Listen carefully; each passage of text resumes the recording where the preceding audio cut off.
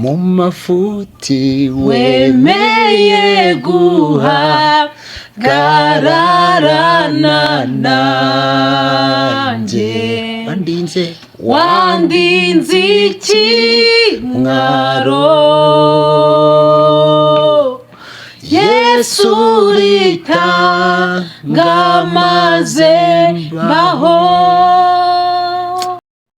bonyemo imbaraga n'ubushobozi Jehova wimura imisozi itabimenye ni wowe ukora uruhare n'imbaraga by'abantu byarangiye abami n'ibikomangoma baragutinye nakubonyemo imbaraga n'ubushobozi Jehova wimura imisozi itabimenye ni wowe ukora uruhare n'imbaraga by'abantu byarangiye abami n'ibikomangoma baragutinye Yesu we wanyuranije amaboko n'ibitavuga Imana ibyo uherutse kunkorera binkoze ku mutima wanyuranije amaboko n'ibitavuga Imana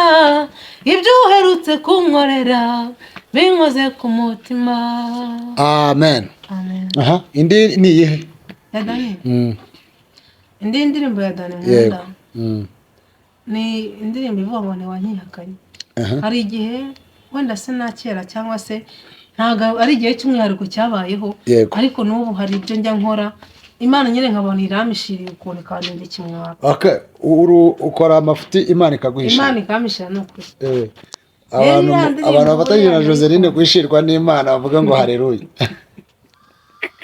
Imana iraduhishira we. Hari amafuti yacu igenda nyine. So yirengagiza amafuti yacu atari uko turi beza, atari uko turaba igikundiro, atari amashuri, atari uburanga, Imana ikaduhishira. Ariko ririya ndirimbo nayo ndayikunda cyane. Ndirimbo no kuri ibyacu ndi buririmbye bavuze. Ngo ngirira ibanga Yesu we rikankora ku mutima kuko ibyanjye bigiye habona nakorwa n'isoni. Ubwo rero iyo mbihuje n'iriya ya Dani. Noneho ririmbiyo ya Dani niyo ngiyo nayo iririmba. Ririmbiyo ya Dani twumve. Ya Dani yo.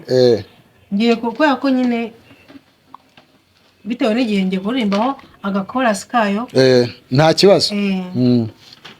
Urubanza rwanjye ntiwanyihakanye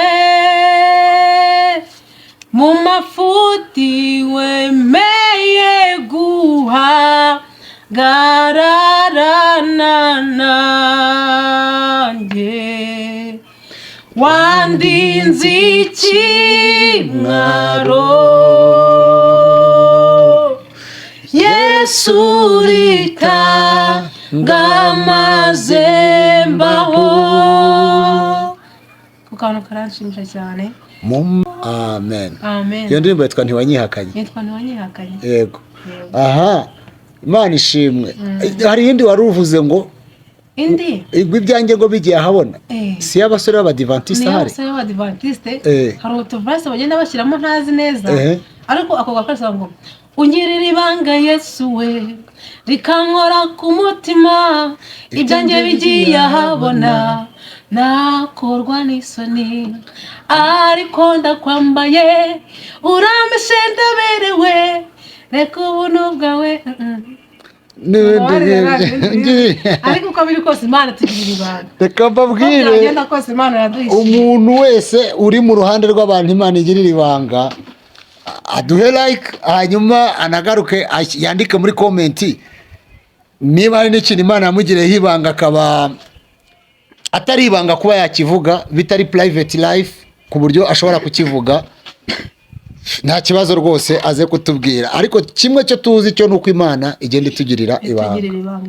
Ko wararangije kwiguka utahawe weekend suko wari ufite ikinyabupfura kurusha abandi nibanga Imana yakugiriye. Yes, hari abantu benshi babona nk'umukobwa wenda twayinda bakamuseka ariko kuba twayinda suko era yuko ari we musambanyi kurusha abandi ahubwo hari n'abandi babikora kandi Imana ikabagirira ibanga hari abazikuramo zikabamerera nabi ndetse hari n'abo zica ariko abazikuramo Imana ikabagirira ibanga ntizibice nibo benshi hari abantu so Imana itugirira ibanga kuba umuntu yiba agafatwa ntibivuze yuko ari uba wibye cyane siwe mujura wenyine hari n'abandi bibye Imana ibagirira ibanga Imana itugirira ibanga ibyacu bigiye ahabona twakorwa n'isoni Joseline Imana iguha umugisha rwose okay indi ndirimbo y'umuntu ugiye kuturirimbira ni yande ni indirimbo iri kumfasha muri iyi minsi ntabwo nibuka umuhanzi wayiririmbye imaze n'igihe ariko nyine nigaruka kwihanganisha abantu ariko nanone banatekereza ku bizabaho nyuma cyangwa se ku bwiza abihanganye bazageraho yego twagiye noneho yituririmbira mbonye yuko imibabaro y'iki gihe itagereranywa n'ubwiza bwo mu ijuru kandi n'ibyaremwe byose bitegerezanya amatsiko guhishurirwa kwabanesheje mbonye yuko imibabaro y'iki gihe itagereranywa n'ubwiza bwo mu ijuru kandi n'ibyaremwe byose bitegerezanya amatsiko guhishurirwa kwabanesheje bakundwa ubu turabana b'Imana uko tuzamera ntikurerekanwa icyakora icyo tuzi neza Yesu niyerekanwa tuzasa nawe bakundwa ubu turabana b'Imana uko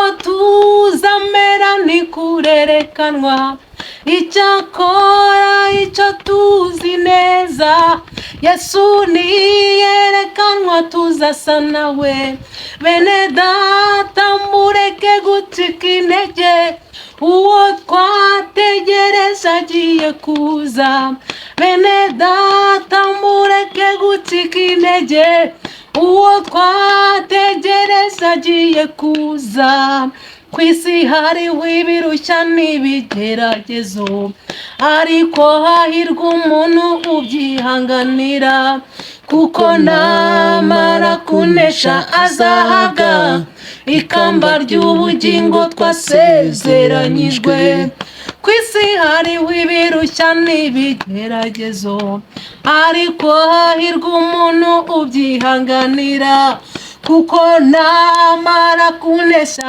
azahabwa ikamba ry'ubugingo twasezeranyijwe bakundwa ubu turabana b'Imana uko tuzamera ntikurerekanwa icyakora icyo tuzi neza Yesu niyerekanwa tuzasa nawe bakundwa ubu turabana b'Imana uko tuzamera ntikurerekanwa icyakora icyo tuzi neza Yesu niyerekanwa tuzasa nawe bene data mureke gucika intege uwo twategereje agiye kuza bene data mureke gucika intege uwo twategereje agiye kuza wow Imana iguha umugisha Joseline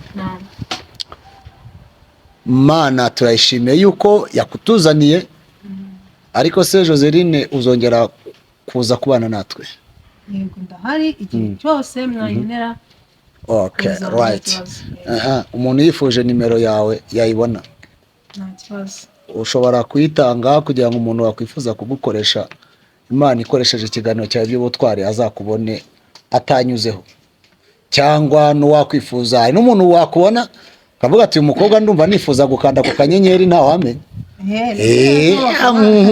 akanyenyeri ukabona nyamuneka nanjye uzanyibuka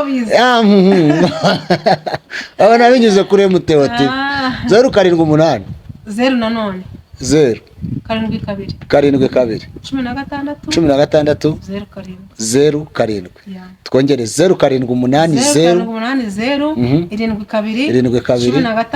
7 2 16 0 7 Shalom.